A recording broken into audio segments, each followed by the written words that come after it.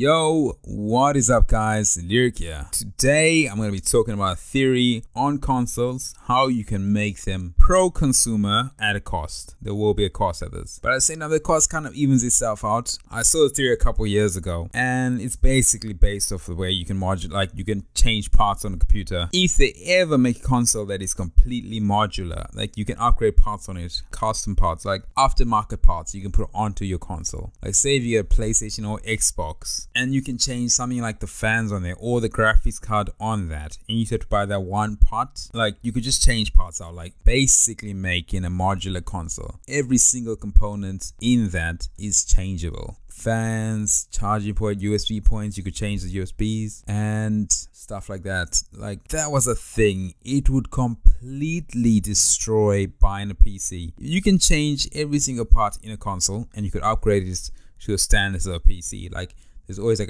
there's a third-party developers making parts for the consoles and stuff like that there.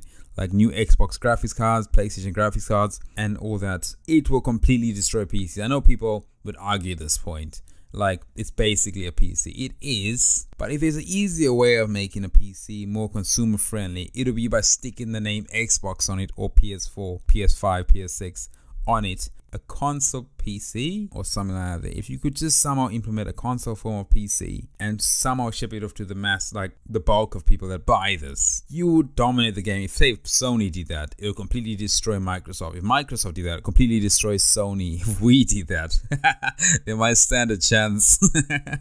Nah, joking. Wii Switch is actually really good. It's actually really high in the market right now.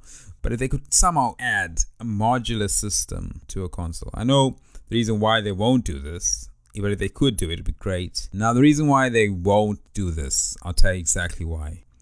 They make a hell of a lot more money by releasing a console every 2 years or every 3 years now. Before it was 7 years, so I understood where you could save some money. But now it's like every 3 years a console's coming out, or some sort of upgrade on that console is coming out. And if that...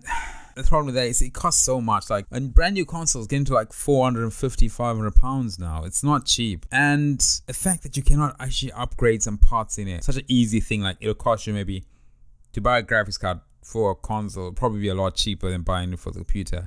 If it was created by them, if they could release it, it wouldn't be as expensive. Like I could have my one unit, and say Microsoft was selling these graphics cards in bulk, it'd be so much cheaper, and they would always make a constant flow of supply. It would kill the whole market when you come to aftermarket parts, because they would get it a lot cheaper than most people. If Microsoft was selling them using game stores like graphics cards, parts and CD drives and everything, it would kill it would just kill the market. Like there's so much more potential with consoles if they could actually add a modular system, or just begin the modular system instead of upgrading your whole unit. Like let's say if you, for example, if you PS4 had an upgradable component that made it into a PS4 Pro, is it PS4 Pro? Then you would have you'd have more people with PS4 Pros than there is now, and now the consoles wouldn't outsell as much as they did, but you would get a hell of a lot more sales and a hell of a lot more marketing. You would have a lot more potential with developers making components for your console than there is now. Like now there's a lot of stuff you can buy on eBay, but accessories and stuff like that. There's not actually that much you can do for a console. Say maybe charging ports for the controller, extended like USB cords and all that. That's about it. There's not much more. You could open up your console and put a hard drive in it, like make an SSD in it. I've seen people do that. But if people can do it, why don't they just let us add like our own graphics cards to it?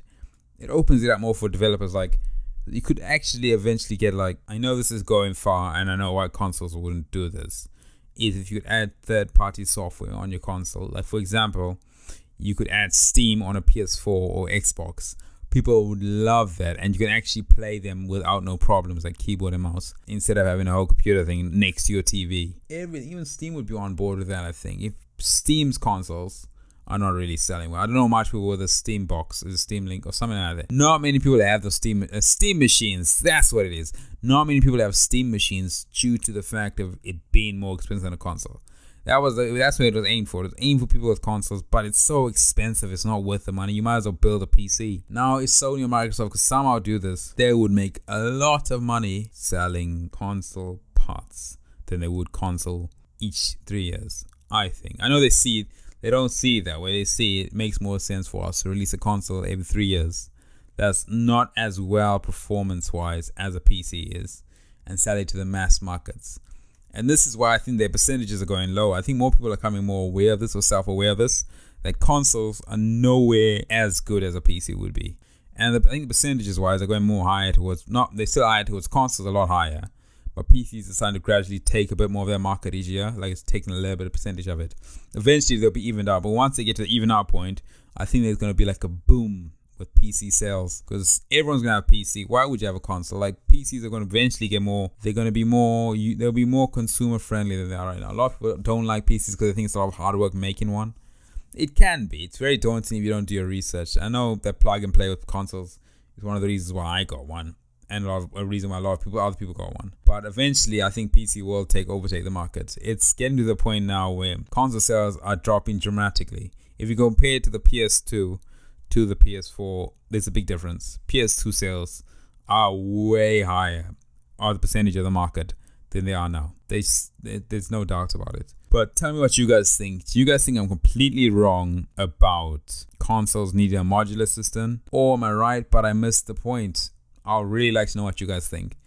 And if you guys have found this video enjoyable or informative in any way, share this video on Facebook, Twitter, or Reddit. It really helps us out. My name's Leoric, and I'll see you guys on the next one. Later.